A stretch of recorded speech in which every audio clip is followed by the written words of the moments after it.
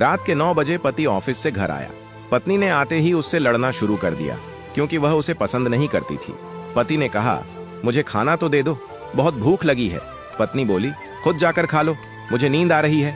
पति चुपचाप सुनता रहा और पत्नी पूरी रात उससे झगड़ती रही। जब सुबह हुई तो पति ने कहा, मुझे नाश्ता तो दे दो। पत्नी गुस्से में बोली, मैं तुझसे तंग आ गई हूँ, भगवान करे तू मर जाए। पति कुछ नहीं बोला और चुपचाप ऑफिस चला गया।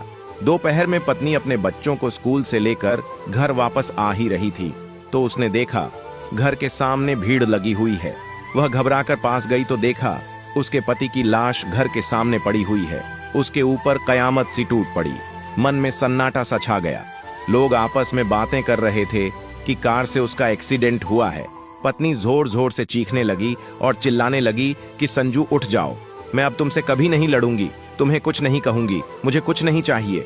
उठो संजू, तुम्हें भूख लगी थी ना, चलो मैं खाना देती हूँ, मुझे छोड़कर मत जाओ, उठ जाओ। लेकिन संजू कैसे उठता, उसे तो उसकी ही बद्दुआओं ने मार दिया था।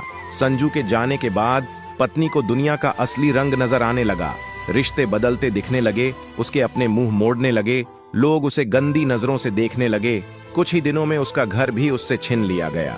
जो हिस्सा उसका बनता था ससुराल वालों ने उसे दे दिया।